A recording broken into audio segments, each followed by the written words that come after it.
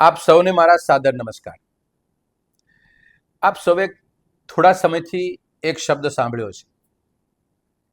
રાજનીતિની વાત આવે એટલે કઈ ને કઈ અંધભક્તો પોતાનો અવાજ ઉઠાવે. આ અંધભક્ત છે કોણ? આ અંધભક્તોનું ઉત્પત્તિ કેન્દ્ર કયું? આ અંધભક્તો કોના માટે કામ કરે છે? અને અંધભક્ત કામ કરે એમાં જનતાને શું ફાયદો થાય કે શું નુકસાન થાય? થોડી ચર્ચા એટલા માટે કરવી પડે કારણ કે આ એક ષડયંત્રકારી બાબત છે એટલા માટે. અને આ ષડયંત્રની અંદર એનું ગોત્ર છે ભારતીય જનતા પાર્ટી. અને ગોત્ર ભારતીય જનતા પાર્ટીના નાતે એની જવાબદારી સોંપી છે ભાજપાએ એના આઈટી સેલને. આઈટી સેલ એવા પ્રકારની ઇન્ફોર્મેશન ક્રિએટ કરે છે જે ઇન્ફોર્મેશન એ ભક્તગણને સોંપે છે. અને ભક્તગણ એ ઇન્ફોર્મેશનને એવી રીતે મૂકે છે કે જનતા છે એના ખરા લાભોથી વંચિત રહે. અને વિપક્ષની જવાબદારીમાં જે આવે છે એને વિપક્ષને નિષ્ફળ બનાવવાના પ્રયત્નના કારસ્તાન ચાલુ રહે. વિધાનસભાના પરિપ્રેક્ષમાં વાત કરું તો ગુજરાતમાં છેલ્લા 25 વર્ષ કરતા પણ વધુ કોંગ્રેસ પક્ષ વિપક્ષમાં બેઠી છે. જનતાની સામે એક વખત, બે વખત, ત્રણ વખત, એક ચૂંટણી, બે ચૂંટણી, 5 ચૂંટણી જનતાને અમે આ સમજાવવાનો પ્રયત્ન કરીએ છીએ. જનતા સમજે છે. મતમાં કન્વર્ઝન નથી થતું એ વાત વાસ્તવિકતા પણ છે. મુદ્દો એ છે કે વિપક્ષની જવાબદારી શું? વિપક્ષને આટલી 25 વર્ષની લાંબી યાત્રા પછી પણ આપના માટે વિપક્ષ તરીકે બેઠી જનતા માટે જનતા વતી પ્રશ્નો ઉઠાવે, એને વાત સરકારના જે ખોટા નિર્ણયો છે એની સામે બોલે, મીડિયાની સ્ક્રીન સામે બોલે, તથ્યો આધારિત ને સત્ય આધારિત બોલે, ઐતિહાસિક ઘટનાને જોડીને બોલે. આવી પરિસ્થિતિમાં ભારતીય જનતા પાર્ટીનો એક પણ આગેવાન અમારા જવાબ દેવા માટે ઓન સ્ક્રીન કે ઓફ સ્ક્રીન તૈયાર નથી. આવા સમયે એ તૈયાર નથી એનું મુખ્ય કારણ એ છે કે એ નિષ્ફળ સરકાર તરીકે પોતે યંત્રવત રીતે કામગીરી કરે છે. માત્ર સત્તાના પરિપ્રેક્ષમાં, જનતાના હિતમાં કે જનતાના પરિપ્રેક્ષમાં નહીં. એટલે એનો હવાલો સીધી ને આડકત રીતે આઈટી સેલ પાસે મારફત સીધો અંધભક્તના જવાબદારીમાં એ ગોલ કરે. અને અંધભક્ત અમે કોઈ આવી ઇન્ફોર્મેશન, કોઈ આવી બાબત, કોઈ એવો એજન્ડા જે સરકાર પોતે જનવિરોધી નિર્ણય લેતી હોય, તાનાશાહ કરતી હોય, વહીવટી પરિપ્રેક્ષની અંદર જનતાના અધિકારો છીનવતી હોય, સરકારી સંપત્તિ લૂંટતી હોય, મિત્રોને ઇજારા ખોટા આપતા હોય અને ભ્રષ્ટાચાર કરતા હોય, આવા તમામ મુદ્દામાં કોંગ્રેસ પોતાનો બેબાકીથી અવાજ મૂકે ત્યારે પેલો અંધભક્ત આવી પડે વચ્ચે. અને અંધભક્ત અંદર સોશિયલ મીડિયા હોય કે પ્રજાની વચ્ચે હોય કે જનતાની વચ્ચે કોઈ પણ જગ્યા હોય તો અમને ઇતિહાસ 60 વર્ષ પહેલાનો બતાવે. પંડિત નહેરુથી શરૂ કરે રાહુલ ગાંધી સુધીની. એનાથી જનતા બહુ વાકેફ છે કે આ ઇતિહાસ એ બતાવે છે. આજે એ ઇતિહાસ બતાવવાથી કે ન બતાવવાથી કોઈ અમારી વર્તમાન સુધરવાની નથી. છતાં પણ વિક્ષેપ પાડી અને નિષ્ફળ સરકારને સફળ બનાવવાના એક કારસ્તાનના ભાગે પેલો અંધભક્તની એક્ટિવિટી શરૂ થઈ જાય. એટલે વાસ્તવિકતાથી જનતાને દૂર રાખે અથવા તો એના ઉપર ધૂળ નાખે વાસ્તવિકતા ઉપર. એટલે એ અનિર્ણાયક પરિસ્થિતિમાં રહે અને સરકાર પોતાના કામો કરાવતી રહે. 2014ની લોકસભાની ચૂંટણીમાં ભાજપાએ જેટલા જૂઠાણા બોલ્યા અને હજી આજે ચાલો, એ જૂઠાણાને તમે જો એક સૂત્રે બાંધો તો 25 જેટલા જૂઠાણા છે જે મુખ્ય નેતાઓએ બોલેલા છે. તો એ જૂઠાણાને કોંગ્રેસ પક્ષ યાદ કરાવે કે તમે આ બોલ્યા હતા, જનતામાં તમે નથી કશું કર્યું,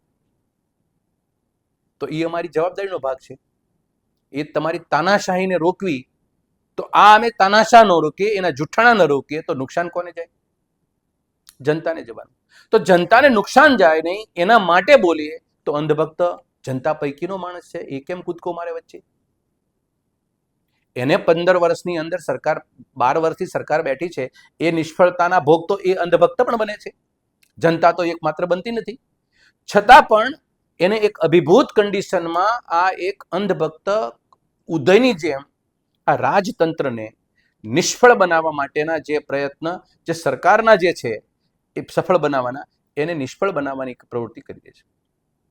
હું તમને કહું કે એ લોકોએ 20-25 મુદ્દા હતા, પણ મહત્વના મુદ્દા કહું કે જે લોકો બોલ્યા છે આજની તારીખે જમીન ઉપર નથી, તો એ અવાજ વિપક્ષ ઉઠાવે. દાખલા તરીકે 2022 સુધીની અંદર ખેડૂતોની આવક અમે બમણી કરી દઈશું. આજની તારીખે ખેડૂતો આપઘાત કરવાની શરૂઆત કરી દીધી છે, એવી મુસીબત મૂકેલી છે. MSP ખેડૂતોને પોષણક્ષમ ભાવ માટેની વાત કરી હતી, નથી મળતા. 2022માં દરેકને ઘરનું ઘર આપવાનું હતું, કોને મળી ગયું? 2022ની અંદર 100 ને સ્માર્ટ સિટી બનાવવાના હતા અને 1 લાખ ગામડાઓને સ્માર્ટ બનાવવાના હતા. બે વચનો એમના છે. 2023ની અંદર 5 ટ્રિલિયન ઇકોનોમી આ દેશની કરવાની હતી, સૌને ખબર છે કેટલી છે. ડોલર જ્યારે રૂપિયાની કમ્પેરિઝનની અંદર મજબૂત થતો હતો એ સમયે ત્યારે કેવી કેવી ટિપ્પણીઓ થતી હતી. આજે ડોલરની પરિસ્થિતિ રૂપિયાની સૌને ખબર છે. દર વર્ષે 2 કરોડ યુવાનોને રોજગારી આપવાની હતી, નોકરી આપવાની વાત હતી. 100 દિવસમાં કાળું નાણું વિદેશમાં બેંકોમાં પડ્યું પાછું લાવશું અને દરેકને 15-15 લાખ રૂપિયા આપશું. આ બધું બોલનાર કોણ હતા? આ યાદ કરાવું છું. હજી આગળ નોટબંધીના સમયે એમાંથી બહાર નીકળવા માટે એને મહાભારતનો દાખલો આપ્યો હતો કે મહાભારતનું યુદ્ધ 18 દિવસમાં પૂરું થયું, અમે 21 દિવસની અંદર આમાંથી તમને મુશ્કેલીમાંથી બહાર કાઢશું. શું પરિસ્થિતિ થઈ? ચીન સામે લાલ આંખ કરશું. ચીન 4000 સ્ક્વેર કિલોમીટર જગ્યામાં ઘૂસી ગયું ભારતમાં, તોય દેશના પ્રધાનમંત્રી મૌન. ભાજપનો કોઈ આગેવાન બોલવા તૈયાર નહીં. પાકિસ્તાનનું એક માથું આપણે એકના બદલામાં 10 માથા વાળી લાવશું. શું પરિણામ આવ્યું? ગંગાને સફાઈ કરશું અને કરોડો રૂપિયાનો ખર્ચો કર્યો. ગંગાની પરિસ્થિતિ એવી ને એવી. ગૌહત્યાનો કાયદો લાવશું, દાઉદને પાછો લાવશું. આવી ગયો દાઉદ પાછો. આ બધા મુદ્દા એવા છે કે જે મુદ્દા ખરેખર તે વખતના ચરમસીમાએ પ્રશ્નો હતા. એ પ્રશ્નોને લઈને જનતાએ અભિભૂત થઈ અને મત દીધા. આ પ્રશ્નો ત્યાં છે. 50 ટુરિસ્ટ સર્કિટ બનાવશું. બલાત્કારનો ભોગ બનેલ મહિલા માટે અલગ ફંડની જોગવાઈ કરશું. બલાત્કાર આજે પણ દિવસે દિવસે વધવા, દુષ્કર્મના કેસો વધવા લાગ્યા. કોને ફંડ મળી ગયું ને કોના માટે કંઈ કરી? મહિલા સંચાલિત બેંકોની સ્થાપના કરીશું. વરિષ્ઠ નાગરિકોને આર્થિક સહાય આપીશું. અદાલતોની સંખ્યાને બમણી કરશું. જજોની સંખ્યા બમણી કરશું. સંગ્રહખોરી અને કાળાબજારીઓને ખાસ કોર્ટ બનાવશું, ફાસ્ટ ટ્રેક કોર્ટ. રાષ્ટ્રીય વાઈફાઈ નેટવર્ક શરૂ કરશું. કૃષિ ઉત્પાદન માટે અલગ રેલવે નેટવર્ક બનાવશું. FCI food corporation of India ને 3 ભાગમાં વહેંચશું અને એનો વિકાસ કરીશું. આજની તારીખે FCI 3.5 લાખ કરોડના દેવા નીચે ડૂબી ગયું. ભારતીય જનતા પાર્ટી નરેન્દ્ર મોદીની પુણ્ય પ્રતાપે એના વહીવટને કારણે. આ દિમાગમાં આપણે ઉતરવે છે, છતાંય તે ઓલી ઉદય જેમ કોરી ખાય એમ તમારી આ સાચી વાતને આ જે ભક્તો છે ને, જે અંધભક્તો, એ પણ જનતા સુધી પહોંચવા માટે આ મુદ્દાને કોરી ખાય છે. જેથી વાસ્તવિકતા જે બોલ્યા છે એ લોકો એ નથી નિભાવતા. એના માટે જવાબદાર તરીકે વિપક્ષ છે કે તમે કરો આ દબોચીને એની પાસેથી કામ લેવાની જવાબદારી વિપક્ષની છે. વિપક્ષ તનતોડ મહેનત કરે છે.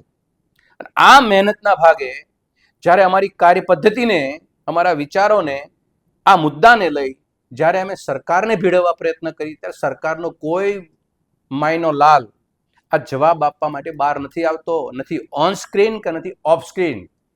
ત્યારે કોણ સામે આવી જાય છે? કોના વતી સામે આવી જાય છે?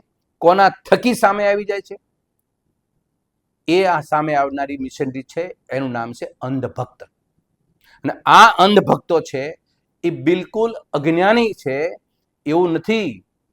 સિસ્ટમેટિક રીતે પ્રી પ્લાનિંગથી, એજન્ડાથી સેટ કરેલી આ રણનીતિના ભાગે છે કે વિપક્ષ તરીકે પણ કોંગ્રેસને નિષ્ફળ બનાવો. આ રણનીતિ અને એની વાસ્તવિકતાથી જનતા સુધી આ વિપક્ષ પહોંચાડવાનો પ્રયત્ન કરે છે. એમાં પણ તમે ખલેલ પહોંચાડો એટલે જનતાને અફીણી ધ્યાનમાં રાખો. સરકાર બધું બરાબર જ કરે છે. આ મુદ્દાને ભૂલવી દો. કોંગ્રેસને હાચવી લેશે અંધભક્તો. પંડિત નહેરુથી શરૂ કરી અને રાહુલ ગાંધી સુધીના વાતો મૂકી દો એટલે જનતાને ચૂંટણી આવશે એ પહેલા આ મુદ્દાનું અચ્યુતમ કેશોમ કરી નાખશું. આ વાસ્તવિકતા છે. અમારા મેઇન મુદ્દા શું છે? જનતા જનકલ્યાણની યોજનાઓ, સરકાર જે બોલે, સરકાર જે વિચારે, જે જનતાની સામે મૂકવાની આવે એ કાર્યાન્વિત પરિસ્થિતિમાં હોવી જોઈએ. બોલવાથી કાગળ ઉપર લેવાથી જનતાને કોઈ ફાયદો નથી. ઉપરાંત જન વિરોધી જે માનસિકતા છે, જે પોતાના માનીતાઓને લાભ આપવાની માનસિકતા છે, સત્તાના જોરે કે બહુમતીના જોરે વહીવટ કરવાની જે માનસિકતા છે, એમાં જનતાના કોઈ છેવાડાના માણસના, કોઈ નાગરિકના હક અને અધિકારો છીનવાય તો એના માટે કોંગ્રેસ પક્ષ છે. સરકારી સંપત્તિને ખોટી રીતે વેચી અને એનું ખાનગીકરણ થતું હોય તો એને અટકાવવાની જવાબદારી કોંગ્રેસ પક્ષની છે. સત્તાના જોરે કે બહુમતીના જોરે રાજનીતિમાં ધર્મને પ્રવેશ આપી અને એક ભાવનાત્મક વાતાવરણ ઊભું કરી અને જનતાને અભિભૂત કરવી હોય તો એ અટકાવવાનું કામ પણ કોંગ્રેસ પક્ષનું છે. વિપક્ષને કે જનતાને કચડવાનું કામ કોંગ્રેસ પક્ષને એ ભારતીય જનતા પાર્ટી કરતી હોય તો એની સામે કોંગ્રેસ પક્ષ છે. મૂળ વાત મારો આ કહેવાનો આપ સૌની વચ્ચે હેતુ, જનતા એ ખૂબ સમજદાર અને સમજુ છે. માનસિક રીતે ભારતીય જનતા પાર્ટીએ જે રીતે એના એજન્ડા સેટ કર્યા છે એ નિષ્ફળ હોવા છતાં જનતાની સામે સફળ દેખાવું, અમારા કારસ્તાન સત્તાના જોરે અને બહુમતીના જોરે ચાલુ હોવા છતાં, નુકસાન જનતા ભોગવે છતાં જનતા અમારી વાહવાહી કરે, એ ચાલુ રહેવી જોઈએ. અને જે ઇતિહાસ કોંગ્રેસનો જે ભવ્ય છે એને તોડી મરોડી અને એવો વિકૃત ઇતિહાસ મૂકો કે જનતા એમાં સત્ય શોધી ન શકે એવી પરિસ્થિતિ મૂકી અને એ સત્તા ટકાવી રાખવા માટે, સત્તા મેળવવા માટે અમારી મિશનરી કામ કરતી રહે. ભારતીય જનતા પાર્ટી, એનો આઈટી સેલ અને ત્રીજો હિસ્સો છે અંધભક્ત. આ ત્રણેયની નેટવર્ક બેઝથી જનતા સત્યથી દૂર રહે છે, લાભોથી દૂર રહે છે, હક અને અધિકારોથી દૂર રહે છે. મારી વાત એટલી છે કે વિપક્ષ તરીકે આ અવાજ અમે ઉઠાવીએ છીએ, સતત ઉઠાવીએ છીએ, અને છતાં પણ એક નિષ્ફળ વિપક્ષ તરીકેની અમારા ઉપર જે એક લીટી મૂકવામાં આવે છે, એક લેડલાઇન મૂકવામાં આવે છે, એ પરિસ્થિતિ ઉપર પણ સૌએ આપણે વિચારવું જોઈએ કે આ એટલા મુદ્દા એમાં ફૂલફિલ ભારતીય જનતા પાર્ટીની સરકાર નથી કરી શકતી તો વિપક્ષને નિષ્ફળ બનાવવાના કારસ્તાન છે એ બિલકુલ ખોટા છે. સત્ય અને હકીકત એ છે, અંધભક્તોથી આપણે દૂર રહીએ, સાવચેત રહીએ, એના ઉત્પત્તિ કેન્દ્ર સુધી આપણે અભ્યાસ કરશું તો આનો આપણને રસ્તો જલ્દી આપણને મળી જશે. આપ સૌનો ખૂબ ખૂબ આભાર. ધન્યવાદ.